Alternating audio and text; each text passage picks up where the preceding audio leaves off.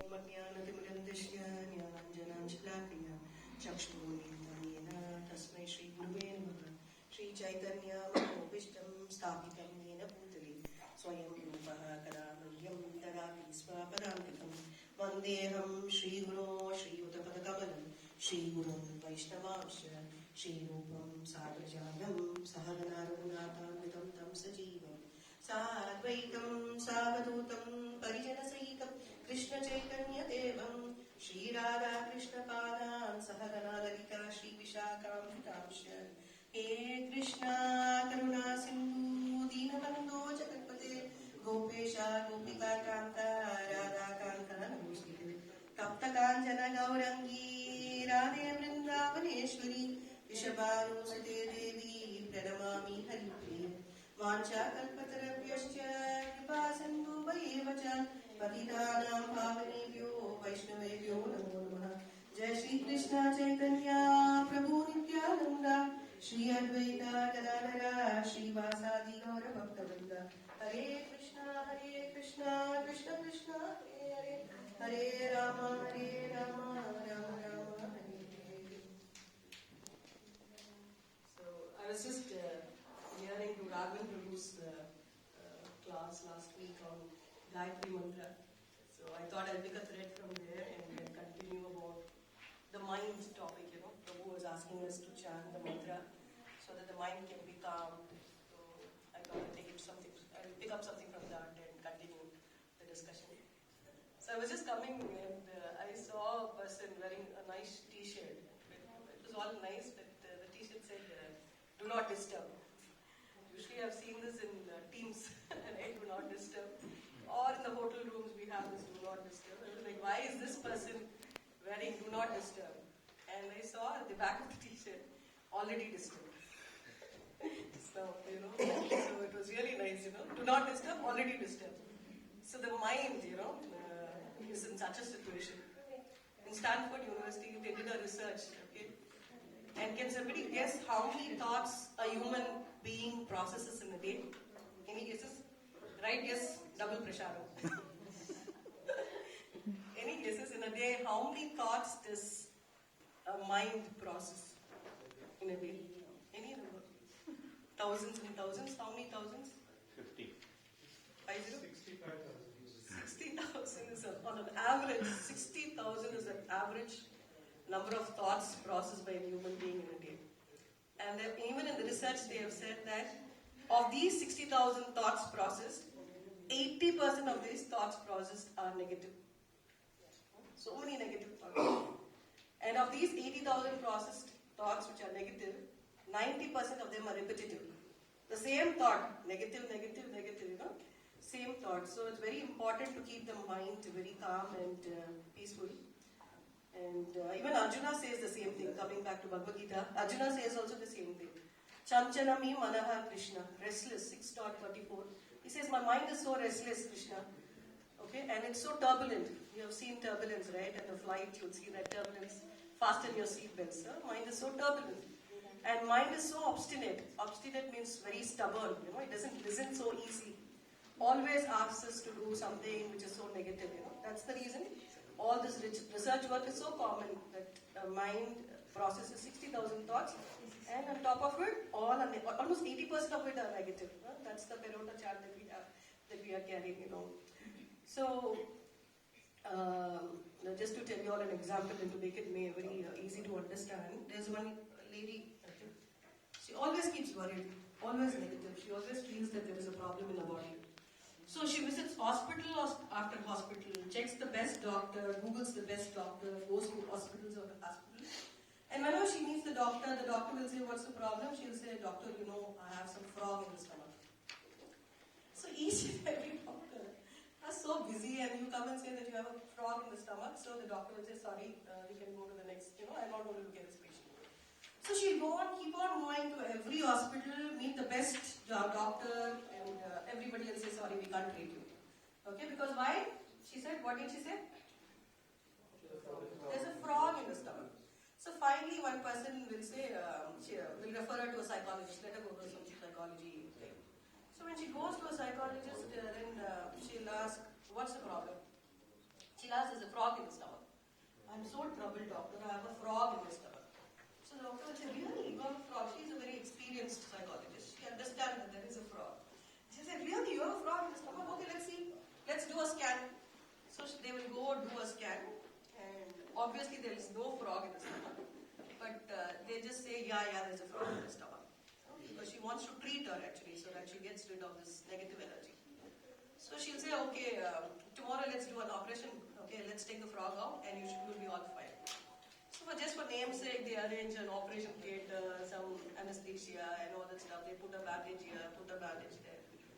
And before she goes into the hospital, the doctor asks the nurse, just catch one frog and come, no? Just catch. So the nurse will carry, obedient nurse, she catches one frog. So the namesake operation is done, some bandage there and here. This patient wakes up and the doctor shows the frog. We operated, the frog is out, you can be happy now. So she's so happy, doctor. I told every doctor, I told every doctor. Nobody didn't even do a scan. I was willing to pay so much of money for the scan. And nobody even bothered to do the scan. And you did the scan and see, you saw the frog, how big it is. It was troubling me. It was troubling me, jumping around, jumping around, troubling me. Thank you so much, doctor. I'm so relieved. So then the nurse comes and the doctor is happy, the patient is happy, the nurse is also happy. The nurse is like, it's a very great thing that you did. At least now she can rest. At times resting in peace is wrongly utilized. But at least she'll have some rest now. This goes on. The doctor sees many patients. After 3-4 months, again this lady comes in. Okay? And she says, doctor, nurse. The nurse identifies her immediately because it's a unique case, right? Frog. Frog of all things, frog in the stomach.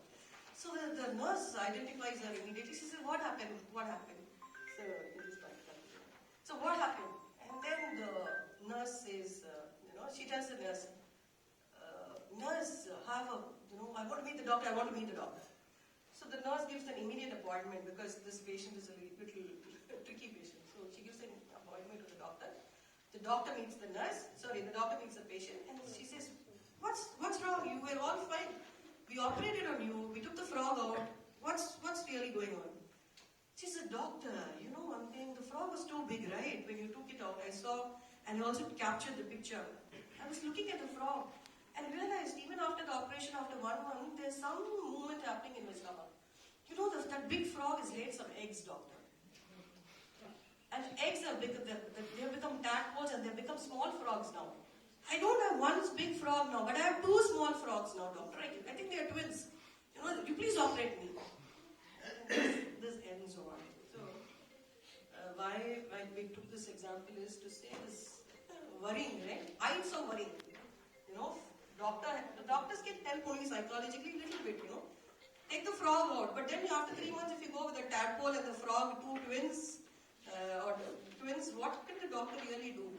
So this is very important to understand. Whenever we get into this negative energy, we'll have to immediately think of this frog thing, and quickly move on to something spiritual so that these thoughts don't pull us down. And now the Shastric evidence. There's one Puranic story, wherein there's a beggar in the cemetery, somewhere near the cemetery. He keeps begging all day. Unfortunately, he doesn't get anything that particular day. So this keeps going on. He doesn't get anything at all. So while begging, he comes across Narada Muni as usual. Narayana. Narada Muni is coming across the cemetery. So he keeps going there and he keeps, the beggar sees Narada Muni, very happy. Narada, you have such a big guy, please help me. Full day I've been begging, I'm so tired, no energy. I just want to fill this bowl which I have. Just fill this bowl, fill it with something so that, I can at least rest for some part of the days. So Narada says, see, I don't carry any money, I keep worshipping the Lord. I keep singing His glories. At the max, I carry a veena around and I keep traveling. Okay, I have a veena, some musical instrument, and I keep carrying around. I don't carry any money or any riches. But I have a very nice LinkedIn connect network, and I can give you the connect to Kubera. Let me write a nice recommendation letter for you. Okay? So he writes a nice recommendation letter. Dear Kubera, I'm sending this beggar from this particular, I found him near the cemetery. So just help him, just fill this bowl. He doesn't want much. Just fill this bowl with your riches. Kubera, you know, right? He works in the finance department. Lakshmi Devi is assistant. So this is Kubera, just fill this bowl. He's not asking anything more. One bowl and he's done. But give him, okay? And he says signed by Narada Muni. So he takes this recommendation letter. Very nice recommendation letter. So he goes on with the recommendation letter and to meet Kubera. Kubera says, first Kubera is like, who is this? Then he shows the recommendation letter, and the recommendation letter, Narada Muni has signed it. So Kubera can't say no. And after all, it's just a small bowl, right? So he says, Kubera immediately calls the assistants. He said, please come fill this bowl of some riches. So the assistants take that bowl, they start filling it. So they start filling it, they start filling it, they start filling it. The bowl is not getting full at all. Okay. Kubera's wealth, imagine Kubera's wealth finance department, full wealth is almost going to get exhausted. Kubera is not able to fill, his assistants are not able to fill, they come running to Kubera. My dear Lord, today it's a test. Okay, I can't finish my work that you have assigned. He's saying, what's happening? You know the beggar's bowl, I'm not able to fill the beggar's bowl. He's saying, are you joking? You know, what are you telling me? Are you even serious? I'm not able to fill in the beggar's bowl because it's just not filling. So Kubera takes that bowl. Meanwhile, Narada Muni comes in there, it's escalated to Narada, so Narada comes there. Narada is like, show me the bowl. So Narada shows the bowl. And he sees the bowl. He understands this bowl is not made of any vessel or something. This bowl is a skull, you know. He didn't have any money to buy even a bowl to beg. So he just picked up a skull from the cemetery and he wanted to so then Narada says, you can satisfy anything and everybody, but the humans you can't satisfy because the desires, they're so greedy, you know. So there's also a nice English phrase, right? What is that? You can satisfy somebody's need, you know, but you cannot satisfy somebody's greed. So these are the thoughts which keep worrying us. Either we worry about the future or go back some 20 years ago, she said that, he said that, and start worrying. And the entire problem of what we are supposed to do, we completely go, there's no focus, right, what we have to do.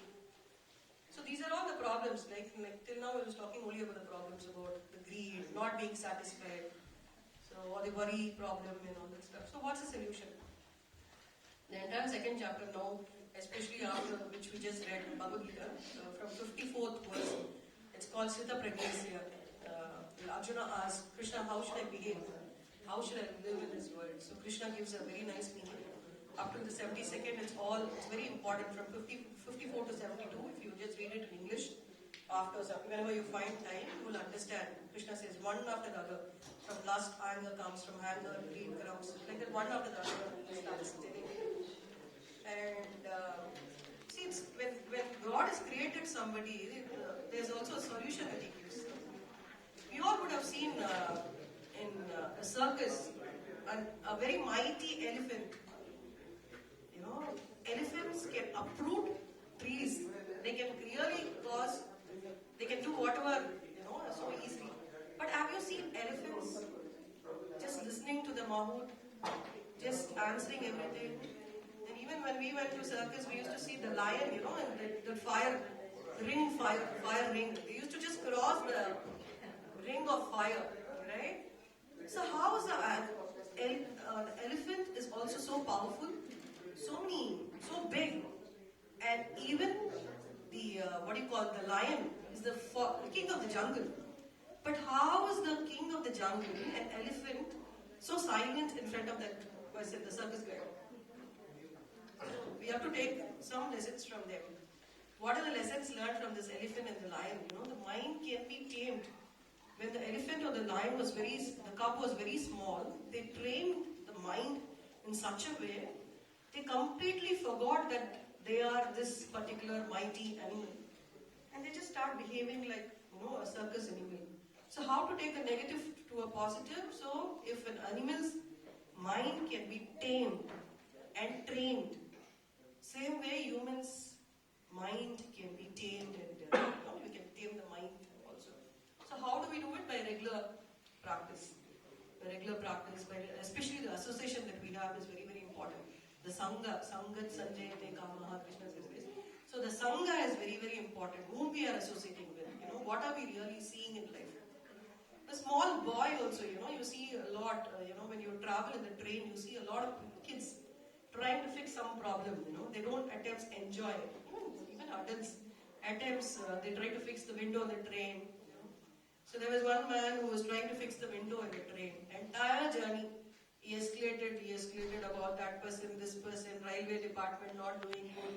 Entire journey he kept complaining.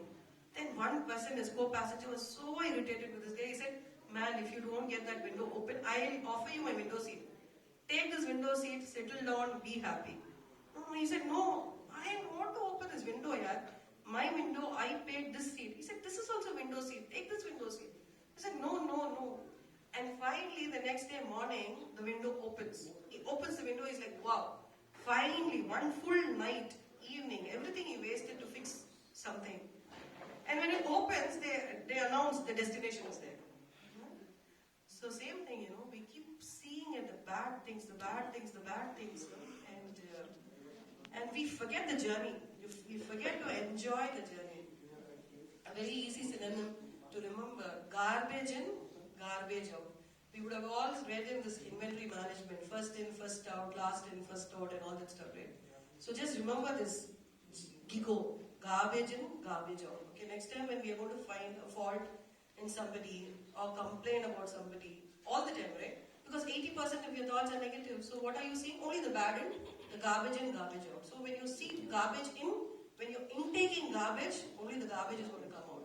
So going forward, what do we replace the ego with? We replace the ego with good in, good out. So any person that you meet, just try to see the good in that person, appreciate that person.